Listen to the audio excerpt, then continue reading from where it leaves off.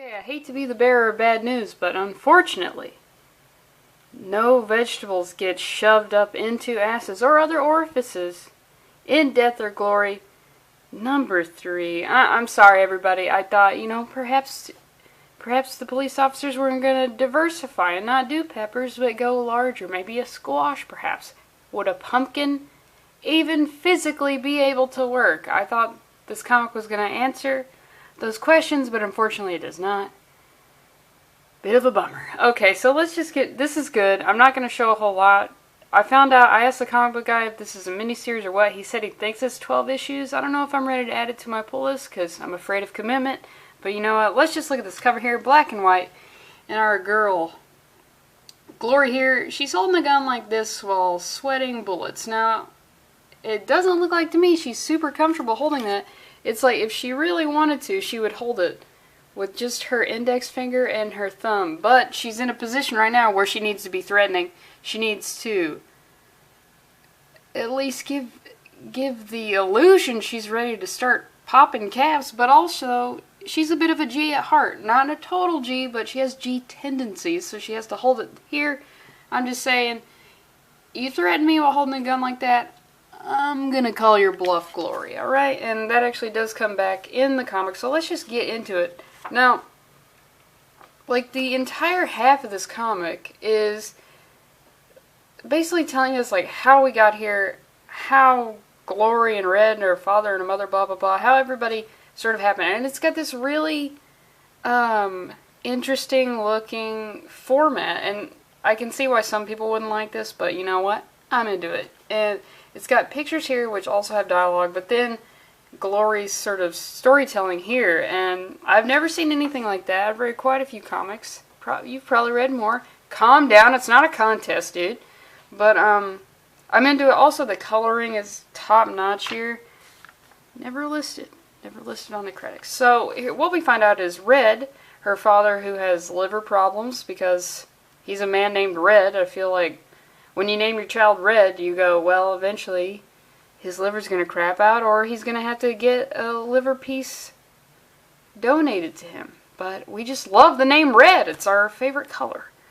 So I'm sorry, son, but you will have medical problems. You're like, oh, Lindsey, they can name your daughter Red. Sorry, no, it's not. That could possibly be her nickname for a woman, but it's not going to be the real deal. So we find out that it's like quick overview of this stuff. Go get this comic. We find out that Red was actually a pencil pusher at some point, which you wouldn't think, because his name is Red, and that causes a strain on his family. And then eventually he sees this. He sees a sign that says, "Keep on trucking." Now, realistically, today, 2018, I feel like there's a very small window where "keep on trucking" was an okay thing to say to someone. I feel like "Life is a Garden, dig it" is a better way. I feel like that's timeless. But if somebody said this to me today, I would be like, thank you. Thank you for telling me to keep on trucking. That gave me the final push to go home and eat my gun. But you gotta remember, in the 70s, keep on trucking, that was a real thing. It was like, what always goes? What always is going at all times? Trucks. And they're gonna keep on trucking until, someone uses the brakes or puts it in park, or, it just stops working. Cars just stop working sometimes. But, just forget all of that. Forget all those options that are totally plausible, and just keep on trucking. Just keep worrying about the trucking. And you find out that Red quit his job by writing the lyrics to Freebird. And I feel like, was there ever a time when Freebird was actually just a song, or from its conception it became this huge thing?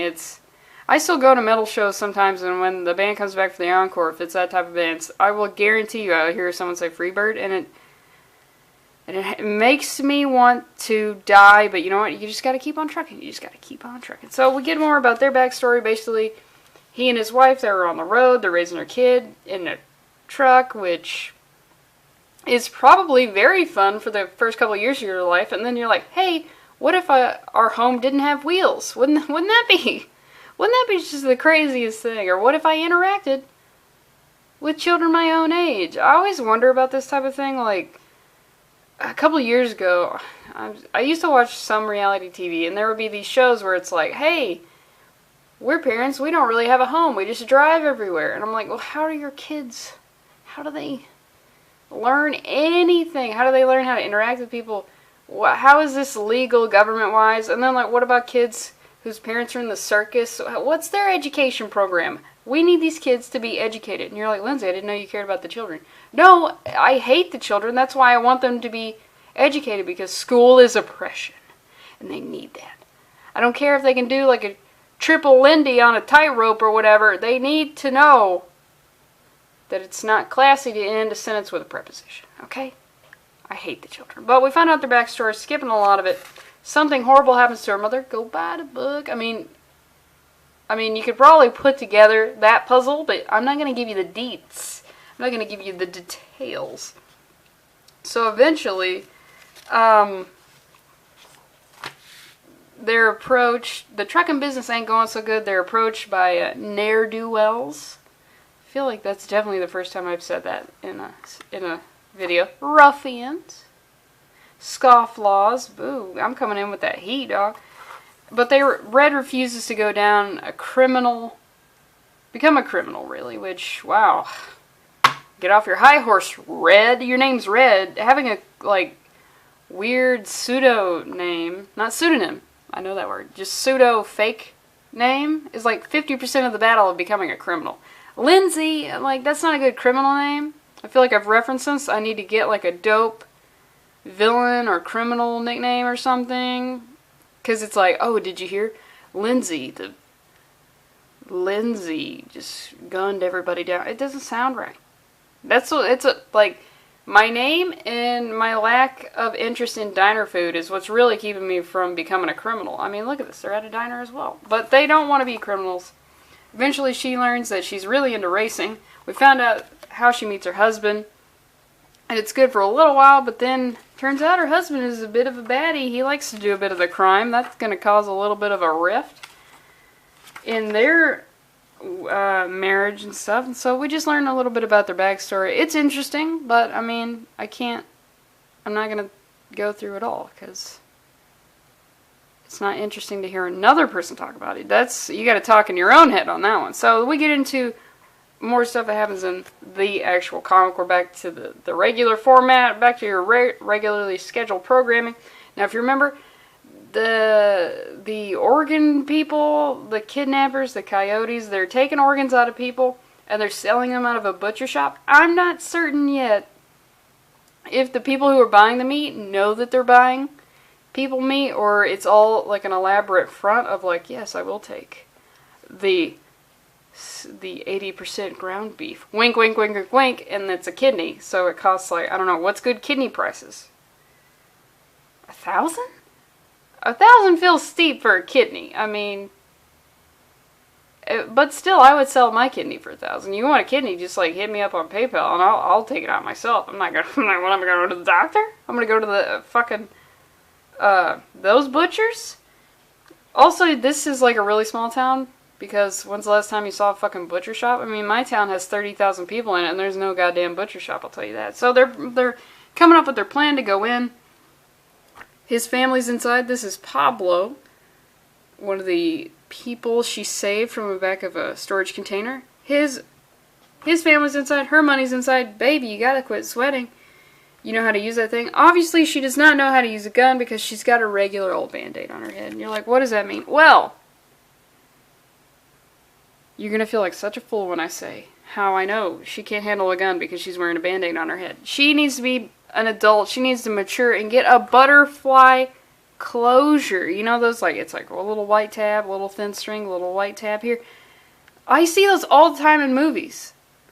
All the time. And I'm just waiting on my opportunity to be able to have a butterfly closure Band-Aid on my head so people know I've been doing some crazy, awesome adult action shit. But the opportunity just hasn't come yet. Hopefully it will. I need to start doing more dangerous stuff so I can get those butterfly closures. But if you're just rocking a regular old adhesive strip, you're not ready for gunplay. So you know what? He takes it. They go in. And it turns out they've made a couple calls to the health inspector, making all sorts of complaints, so that's a way to buy them some time. And the people there are like, this isn't good because we're selling human meat, but also because we're very clean. I mean, wherever I go to get my human meat, it's gotta be like as sterile as a hospital. Because I'm already buying human meat. I probably have a couple of issues. But even if it wasn't human meat, I don't like my meat to be dirty. I don't like dirty meat. Now I need to get off my high horse. I'm sorry. But it is a way of solving the surprise health inspector visit with all these fake claims. They just hand them a big old fucking stack of money. And I gotta tell you, even if that's once. Even if this is once. I mean, look, you ever been bribed so hard that you just can let a couple of bills fall to the ground? I've never been bribed. I would love to be bribed. Please bribe me. Please. But it's like a one-time purchase. I'm saying even if those are ones, that's a good get. That's a good bribe. Imagine if they were fives. Imagine if they were hundreds. God, that gives them enough time to run in. They get their money. They go in. They see people in the cages. They need to be saving people. His family is downright catatonic. He goes into it's like a morgue where they're cutting up the bodies. He finds all sorts of jewelry. It's like, oh god, they're really good at this. They're super good at this operation. And then eventually they run into the guy who's trying to get the cheeseburgers. In the first issue with the dry ice, I mean, he's ordering 123 cheeseburgers or something. Obviously, he's incredibly hungry and insatiable. And you know, he's got a burger lust that can't be sated. So some stuff happens, and then we end with this. We see one of these pilgrim bitches, which I've explained in depth that anytime somebody's rocking some sort of period piece clothing, it's not a good look. Anytime I look at you and think about the Mayflower, if I look at you and I think about, oh, Plymouth Rock, Plymouth Rock is all in our DNA. There's little Plymouth Rock. Guanine, something with a C, and an A. That's in our DNA. See, look at how smart I am with the DNA strain proteins that I know. But it ends with this. We see, oh, there's like basically a crematorium in this butcher shop. This butcher shop. I gotta tell you, it's a very elaborate operation. I gotta respect the hustle. But it ends with, you are not the sister.